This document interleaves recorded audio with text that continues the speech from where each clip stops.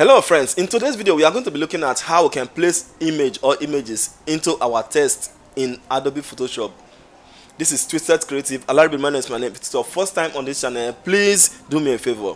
Do me a favor by hitting that subscribe button. Not just hitting that subscribe button, but also ring that notification bell so that you don't miss any of the next video. Without wasting much time, let's get into it. We are going to be making use of multiple images. So these are the images we are going to be using. 1, 2, 3, 4, and 5. The first thing we'll do here is for us to use our Ctrl N to create a new document. We are going to be using inches. Then for the width, we are going to be using 7 as width. Then we are going to be using 3 as the height. For the resolution, 300 is okay. We are going to be using RGB. Then background can be white. We can change it at any time. Then let's just hit OK. And this is the page we are going to be working on. The first thing we do here is for us to go to the adjustment layer and choose solid color. We are going to be choosing a particular color which we are going to be using as the background for the text. So let's just hit OK here. We are going to pick our text tool, then click on the box and just type in something. We are going to be dealing with just the faces. We're just going to type in faces because we are going to be working on faces. So we are going to use faces. Go to your move tool and you see your transform stuff here. We have to enlarge this text by dragging it up to our liking.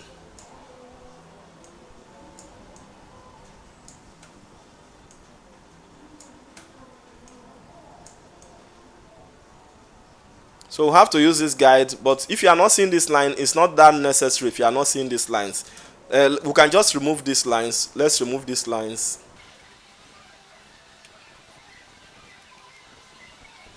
So this is what we are left with. We just have to deal with the faces here. For us to place faces individually into this text, we are going to go back to the text tool and type again.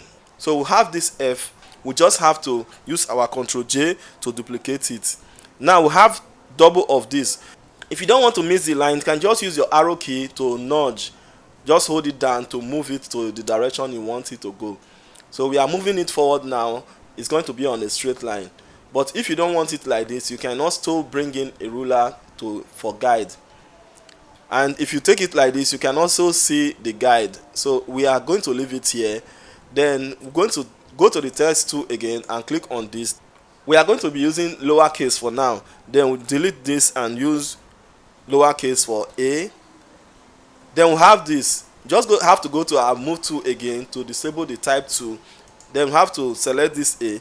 Use our Ctrl J to duplicate the A, then push it forward. Then make sure you do not move it forward too much. Then leave it this way. Then we have to go to the type tool again. Use backspace to delete it and change it to C. Then after doing this, we'll click on our move tool again to disable the type tool. Then use our Ctrl J again to duplicate. Then move it forward. We'll go to the type tool again and click on this C. Then use our backspace to remove it. Type in E. Then go to the move tool again and do the same thing. Click on this, use our Ctrl J to duplicate it and move it forward. Then we'll select this E, then go to our text tool again and click on it, then use backspace to remove it, then change it to S. Now we have the faces. If you check the layers, you notice we have all these individual characters. We have the characters separated individually. Then what we are going to be doing now, we're going to bring in the image one after the other. We have to go to the first image, pick our rectangular marquee tool and drag around the face like so. Then we use our Ctrl C to copy and Ctrl V to paste. Then if you pick your move tool, you'll notice that we have a copy of the face here, which we are going to send to the document we are working on. Then you are going to drop it here. We are going to be placing this face into this F. For us to place this face into this F, we need to look for the F and drag the face and put it directly on top the F. So we have it on top the F now. We just have to right click on the face and create clipping mask. The entire image is hidden from these other ones because it has been clipped to this F. So if you bring it to this F now, it will be visible.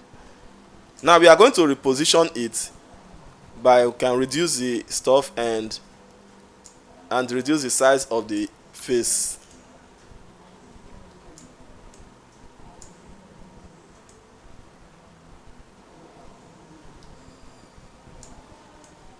I believe the positioning is okay like this. We just have to hit OK for that. This is the next image. We are going to pick our rectangular marquee tool again and drag around the face like so.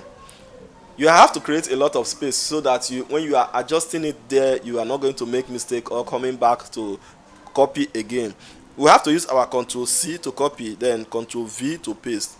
If we pick our move tool now, we'll notice that we have the face copied, which we are going to send to the face right up.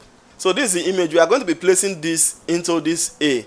For us to be able to place it into this A, we have to look for the A here and place this image directly on top the A. So this is we have the A layer here, then we have to carry this image and drop it directly on top the A. Then if you right click and create clipping marks, you have it inside the A.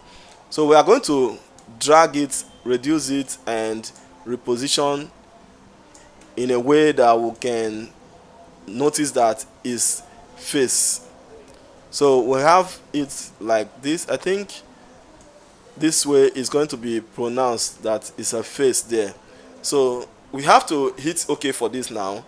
Okay, then we are going to bring in the next image, which is going to be the third one. This is the third image. We are going to take our rectangular marquee tool and drag around the face with space created. Then use our Ctrl C to copy, use our Ctrl V to paste. Then pick our move tool. We'll notice that we have the copy. We can move it to the document. So we have it like this. If we want to place this to this C now, we have to look for the C here, and we're going to drag this image and place it directly on top the C. Then we'll right click and create clipping mask. So we just reduce the size to fit the C so that we'll be able to see the face, see the complete face. So we'll have it this way. I think it should be okay like this.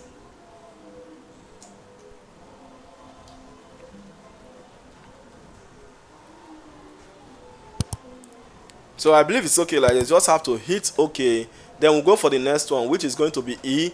You have to select the letter here. Then you go to the image.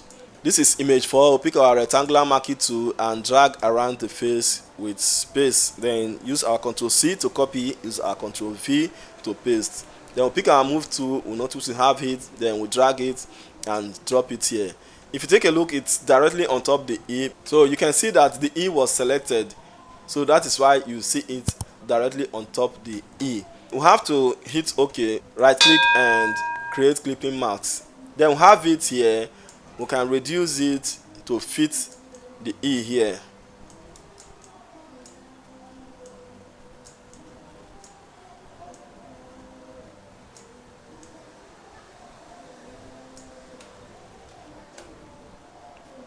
So we can hit OK this way. Then the next one is the S. You can also select the S here because you have it as the last one. We'll go to the last image, pick our rectangular marquee tool and drag around the face with space. Then use your Ctrl C to copy, use your Ctrl V to paste. Pick your move tool, then you can see we have the copy. Then we'll drag it to our document, then we'll drop it here.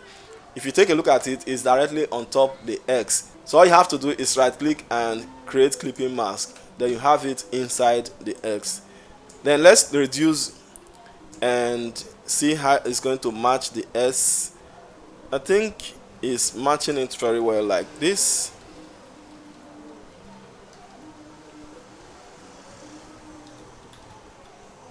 So this is what we have here. We just have to hit OK. So the next thing we have to do here, we have to put some effects on the text which we are supposed to do initially. We can do it from the starting, but we can still do it now. We have to go to FS, then drop shadow. I like the angle to be somewhere around here. That's 122. Then we don't have to add spread. The distance should be 10. Depending on the distance should be 10 depending on the size of your document that you are working with. So I think 10 is okay for this. Then I think we can go for distance 10, then spread at 0, then we have size at 3. You can still reduce our opacity to 70, should be okay. Then hit OK for the shadow. Then we are okay with this now. We are okay with the S. Then the next one is going to be the E. because the first one has been done, if we go to the FS and choose shadow, it's going to come automatically. So we'll have it like this, just hit OK. Then we're going to the next one, which is going to be the C. Then if you go to FS and drop shadow, it's going to come the same also. Then hit OK. Go to the second one, which should be A. Then go to FS, drop shadow. Then you have it like that also. Then the very first one, which is F, then you go to FS and drop shadow. Then you have it like this. We know that it's supposed to do both the shadow and the outline at the same time, or the stroke. Then we can go to the stroke. Meanwhile, this F is selected. Then let's go to the FS again and go to stroke, and we have to place a tiny stuff here, which should be, this is going to be separating it from the background.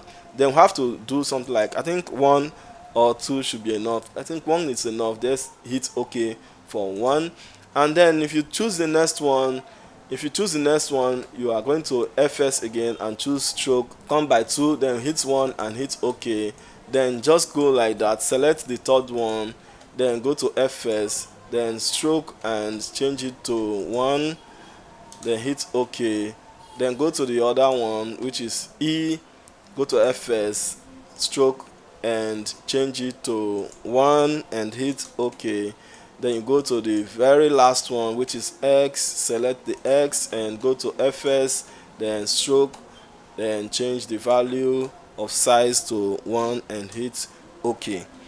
Now this is what we have now. Isn't it interesting? It's looking more interesting. Let's just assume we are done with this. So what are we going to be using this for? Okay, let's assume you want to use it as a title, or you want to design a poster and you just want to use it as a name.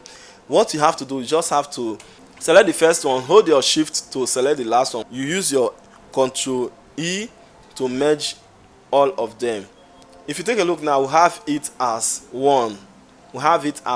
You can also go back and use your Ctrl Z to reopen them. Now we are done with this. You can save it like this. Then you can move it from here to any of, maybe let's say your design. Let's just assume that this is the design. Let's drop it here. We are going to remove this extra cutout face. Then let's assume that this is the design. If we are supposed to place it like, okay, let's just increase it. Okay, let's just cut out something. As a designer, you don't have to look for something to do. Let's just select this particular image with this area selected. Use your Ctrl C to copy, Ctrl V to paste. Then you can just take this stuff here, use your Ctrl L to bring out your levels, then take the bright side to the dark side to make it to complete black. Then you can place this thing somewhere around here. You can also increase the size. Then you can tweak it in a way, you can turn it any way around. As a designer, I know what I'm talking about. You can just place it somewhere like this. Hit OK, then use your Ctrl J to duplicate it. You can take the bottom one, bring it down a bit, then use the same Ctrl L to bring out the levels, then take the dark side to the bright side.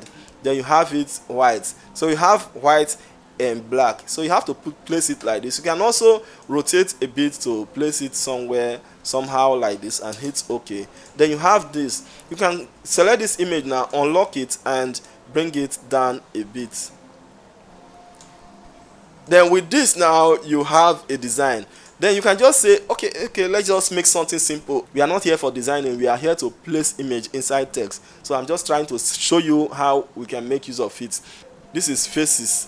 Then what can we add to this to make it more interesting? We can just bring in, let's type in something. Let's just go to the top and choose our text layer, type in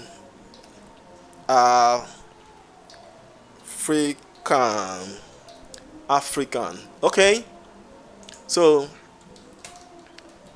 we have to zoom in and increase the size,